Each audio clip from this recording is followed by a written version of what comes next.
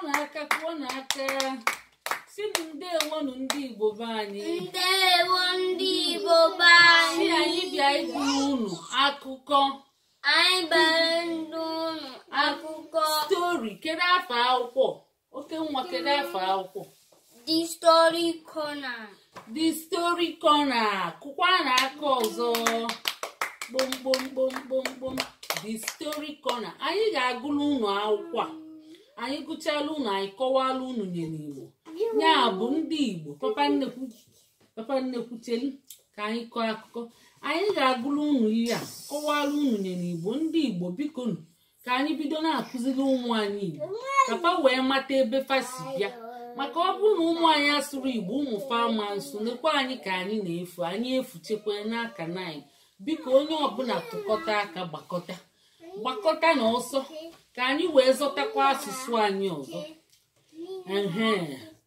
oke nwa kedu ihe bụ stori n'Igbo The Story kedu ihe bụ stori mmadụ akụkọ kwuo onye ọzọ akụkọ bịa Ebubechukwu kedu ihe bụ kọna n'Igbo kọna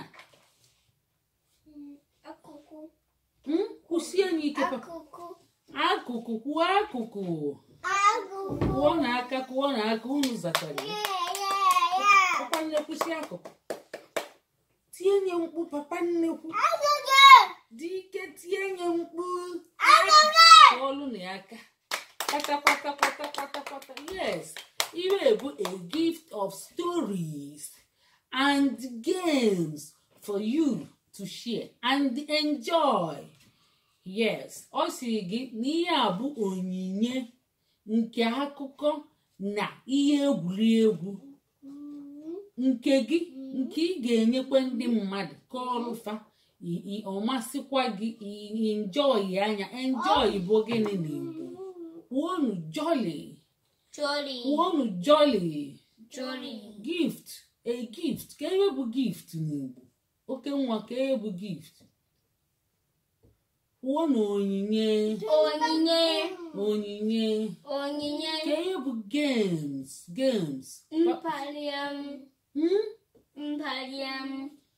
agịdịgba nwa ka ihe bụ games n'Igbo amamihe ire na-eme mgbe a na-apali unu kwutekwali unu na-atụ egwu kwuolu na onwe unu aka mkpali amụrụ egwuregwu ma ihe eji akpali amụ ma ihe eji egwuregwu ma egwuregwu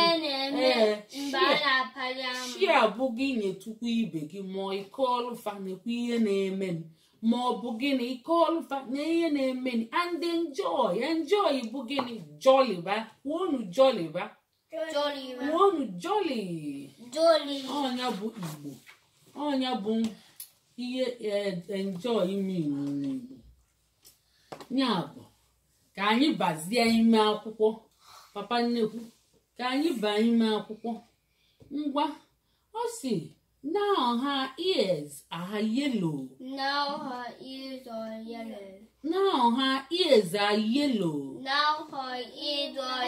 ọsịsịa na ntị ya na-acha gịnị edo ntị ya na-acha gịnị edo ka ihe bụ ntị n'Igbo agịdịgba nwa ndondo ekwugo m ya kedu ihe bụ iya n'Igbo ntị papa ngwa kwuo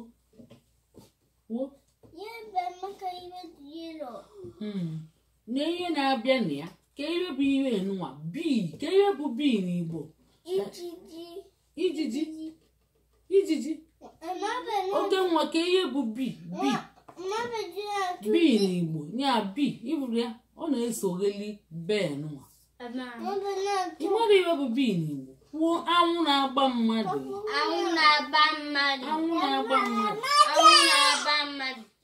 agịdịgba nwa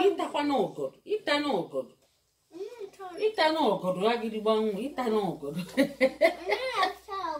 kedu ihe bụ yelo n'Igbo nwoke nwa chekwelu agịdịgba nwa cherichela ajụ ọzọ nga ọzọ Ebubechukwu ka ihe bụ yelo n'Igbo kwuo na edo kwuonu edo edo ka ihe bụ green n'Igbo akwụkwọ ndụ odudu akwụkwọ odudu akwụkwọ odudu akwụkwọ ndụ kwuo n'aka kwuolu n'aka akwụkwọ ndụ osi now her tummy is brown. Tummy bụ gịnị n'Igbo? Awọ. Kwuo na avọ is brown. Ka ihe bụ brown n'Igbo? Dobe azụ n'oche. Ka ihe bụ brown n'Igbo? Akwụkwọ kpọrọ nkụ kwuo na osi now her mouth is red. Ka ihe bụ mouth n'Igbo? Zaa ya. Ọnụ ya. Kedu ihe bụkwa ka ihe bụ red n'Igbo? Mmemme. Kedu ihe bụ red n'Igbo? Chelu ka ihe bụ red n'Igbo? Dike nwa. Ka ihe bụ red n'Igbo? Zaa anya papa. Kwuo mmemme. Kwuo mmemme papa. Wow, kwuo n'onwe unu aka unu na-azatakwu ya. Na-azata ya ka ihe na-emekwa na-emezi irele mba ime n'irele papa ịzatali ya papa. O si no now her hands are blue. Ka ihe bụ hands n'Igbo? Aka. Chelu Ebubechukwu ka ihe bụ hands n'Igbo? Tie nye mkpu tie bịa pannekwu ka ihe bụ hands n'Igbo? Kwuo aka. Yes. Nekwa anya ihe na-eme ebe. Now her back is green. Ka ihe bụ back n'Igbo? Na-azanya unu maria unu kwuo onye unu amaria unu si amara m ngwu ya unu. Ka ihe bụ back n'Igbo? Azụ. Now her legs are pink. Ka ihe bụ legs n'Igbo? Ọkpa. Kedu ihe bụ pink n'Igbo? Amara m. Anyị amakwa ihe bụ pink n'Igbo. Pink ọcha gịnị? Wow, biko Nnamdi Anyanwụ ya bịa kọwala anyị ya. Maazị Nnamdi Anyanwụ o si na ụmụ ihe niile n'Igbo biko gbaa ọsọ bịa kọwala anyị ihe bụ gịnị pink. Kedu ihe bụ pink? Anyị amara. Pink n'Igbo ọcha mme. Mba, ọ bụrụ ọcha mme. Red bụ mmemme. Kwuonu red mmemme. Red mmemme. Pink bụ ọcha mme. Ọ dịkwa ka onye Adaobi nwekwa ike mmụ ya maka Adaobi na-amụ. Adaobi ma ihe bụ pink n'Igbo? Adaobi ọcha mme. Oke nwa ekwu gị kwuo n'aka ọcha mme. Ya oke nwa kwutere kwuru na ya kasịtara akpụ. Gbọdọ nwa bụ dibio. Nwa bụ Genius. Onyenwa ọcha mme. Now bear is colorful. N'anya ka ihe bụ colorful na ọ mara mma. Kwuonu na ọ mara mma. Nekwa anya. Oh no, where did all her colors go? Nekwa anya ihe niile awụchafucha. Ma ọchị ya niile mmiri amaghị o wee wụchafu. Ọnya bụ na mma si na chi.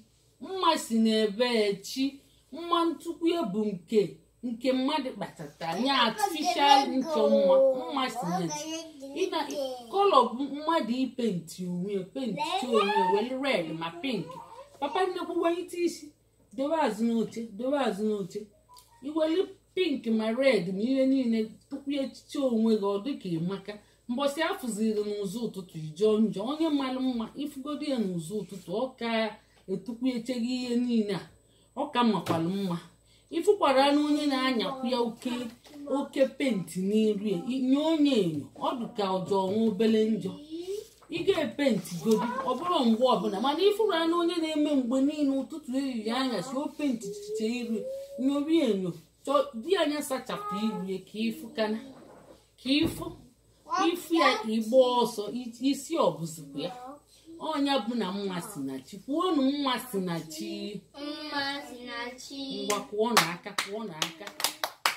siri ka emesịa. Wee n'aka kwuonu ka emesịa. Kedu ihe na-emezi gị n'anya papa? onwe ime bara anya ka ihe na-emezi gị n'anya n'imi ka ihe na-eme gị n'imi papa na onwere ngwago aka sinu ka emesịa oke nwa gbanyụọ